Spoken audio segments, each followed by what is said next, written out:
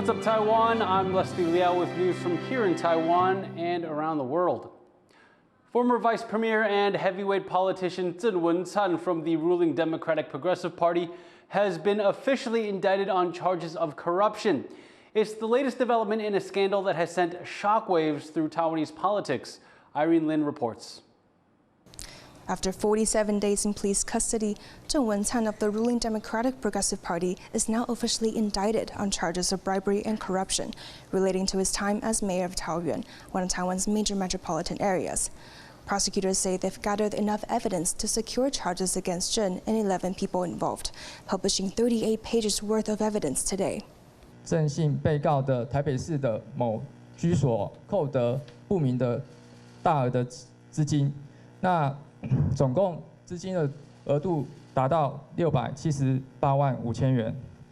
我们认为他矢口否认相关的一个犯行哦，我们向法院请求从重量刑，希望能够量处有期徒刑12年哦。In early July, Zhen was accused of taking bribes worth over $150,000 in a farmland rezoning scandal 7 years ago. Prosecutors took him in for questioning, but he was initially granted bail by the district court. Zhen paid a bail sum of more than $370,000 in the first two bail hearings, but prosecutors appealed multiple times, with a third judge ultimately ordering Zhen to be detained while prosecutors finished their investigation. The DPP politician was once seen as a potential successor to former President Tsai Ing-wen, serving as her vice premier. He then looked set to help guide relations with China under current President Lai Ching-te before the scandal broke. With 96% of prosecutions leading to conviction in Taiwan, Zhen now has just a few months to prepare a defense and save his political career. Zhang Su and Irene Lin in Taoyuan for TaiwanPlus. President Lai Ching-te has been in office for 100 days. His term has seen tensions with China rise and political infighting in the legislature. Louise Watt takes a look at some of the notable events during his time in office so far. President Lai Ching-te came to power in May. In his inauguration speech, he called on China to stop politically and militarily intimidating Taiwan. But 3 days later, China launched large-scale military drills simulating a full-blown attack on Taiwan.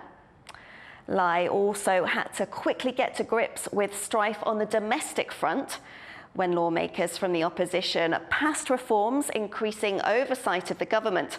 Lai and his party are still challenging those reforms in the Constitutional Court. In July, Taiwan was hit by a deadly typhoon that caused flooding in areas in the south of the country. And then in August, Lai went to Jinmen off the Chinese coast, and he went to mark the 66th anniversary of a conflict between Taiwan and China. While there, he said that Taiwan must carry on the spirit of the soldiers who fought against China. Earlier, I spoke to an analyst who follows Taiwanese politics, and I started off by asking what stood out for him during Lai's first 100 days as president. One is he's kind of restored the way that power is structured within both the DPP and within government. But what I mean by this is that he has heavily favored people from within his New Tide faction and people that he previously worked with in government before us. Now, this is in sharp contrast to Tsai Ing-wen.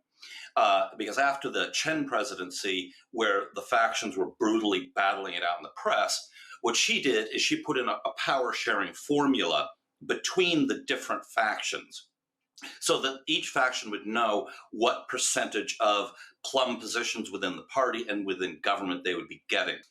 So again, we're starting to see the return of factional politics. But what this has also done is this has meant that Lai has consolidated power far more strictly and around him and his people. Since Lai came to power, China has carried out large-scale military drills around Taiwan, and it's also been increasing its Coast Guard patrols in waters around Jinmen. How do you think Lai has dealt with the cross-strait challenges he's faced? I think he's slightly more plain-spoken or blunt than Tsai was, but even then he's still being fairly diplomatic and basically is following the same line as Taiwan did. This is the Republic of China, Taiwan, and that Taiwan does not need to declare independence because the Republic of Taiwan is already an independent country. Well, Lai sold himself, when it comes to cross-strait relations, as continuing Taiwan's pattern. And that's basically what he's done. So he's lived up to not only what he campaigned on, but also, I think, the expectations that people had of him. Now, there were some people who were afraid that he was going to be far more radical than Tsai, but that has not panned out. That was Courtney Donovan-Smith, a political analyst based in Taichung. A fresh Chinese spy case has reached the courts just days after members of another spy ring were sentenced to jail. At least one official says it's time for action against China's frequent plots to steal military secrets. John Van Trieste reports. Prosecutors say this is the would-be ringleader of a new Chinese spy ring, caught before his plan got off the ground. He's a former officer in Taiwan's military who's made a career in China. He's spoken to Chinese media in the past, saying Taiwan shouldn't unfairly block cross-strait exchanges. But prosecutors say that more recently, it's exchanges of Taiwan's military secrets he had in mind.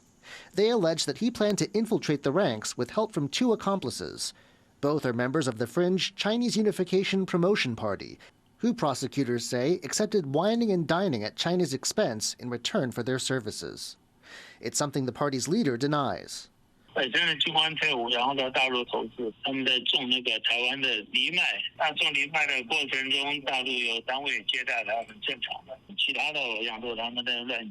is certain is that this isn't an isolated case. In recent years, Taiwan has unearthed a long string of Chinese espionage cases.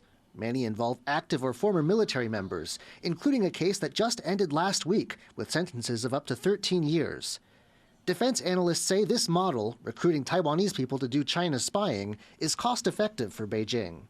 透过台商或是说部分的一些比较旅游从业人员去从事这种所谓的比较间谍组织的吸收跟发展其实是很快速的。他不是编制内人员嘛，所以其实他不用领薪水，而其实相对来说其实他的建制成本比较便宜。But the regular pace at which China is putting these rings together has at least one official alarmed and calling for action.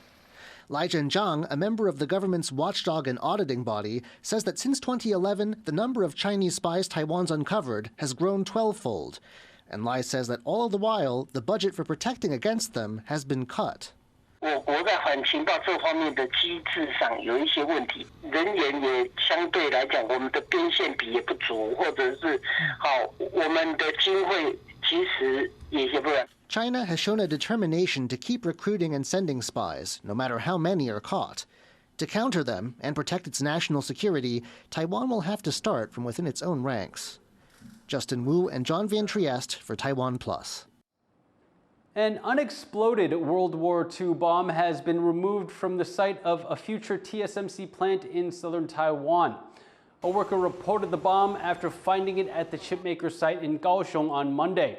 The U.S. used this type of 1,000-pound aerial bomb during World War II and the Korean War. Taiwan's military says this one was dropped on a Japanese Navy facility that used to occupy the site and no longer posed a threat to the public. 军方未爆弹处理小组将疑似的未爆弹移除处理。据了解，高雄炼油厂以前为日本海军第6燃料厂，推测可能是在日据时代美军轰炸当时遗留的未爆弹。 A Japanese governor has visited Taiwan trying to secure a third semiconductor plant for Kumamoto Prefecture. Kimura Kei made the ask while visiting TSMC's headquarters in Hsinchu. The chipmaker didn't make any promises but restated its commitment to training skilled workers in the area and promoting green manufacturing practices. TSMC is currently building 2 chip fabs in Kumamoto. The first is scheduled to begin production this year, while the company expects the second plant to start up in 2027. Taiwan's military has finished its annual Skyhorse shooting drill, which uses U.S.-made missiles to hit coastal targets. It's part of the country's efforts to defend its shores, but as Jaime Okan reports, it might not be a realistic strategy.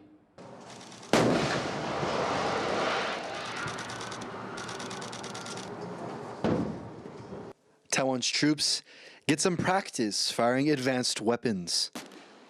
The military is wrapping up 2 days of coastal defense drills using brand new U.S. TOW missile launchers to train for nighttime and daytime conditions.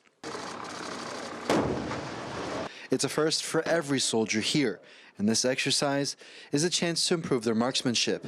各位弟兄都非常期待今年的实弹射击。那在部队作战训练的时候，也会争取时间，不断的操作新装所配发的模拟器，持续的适应及训练熟悉新装所带来的差异性。 Taiwan has been trying to conduct more realistic training to counter the threat of invasion from China.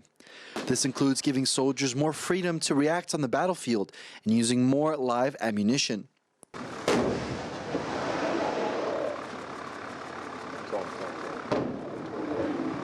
The goal of this drill is to practice destroying incoming Chinese ships and troop carriers. But analysts in Taiwan say it's far from realistic. 这是一个射击的演习，真正在 war time 的时候不会这样子在海边就是排开，它会在躲在树林后面攻击，不会把自己暴露出来。 This type of one-dimensional training is a source of concern here in Taiwan and in the U.S., Taiwan's largest weapons provider.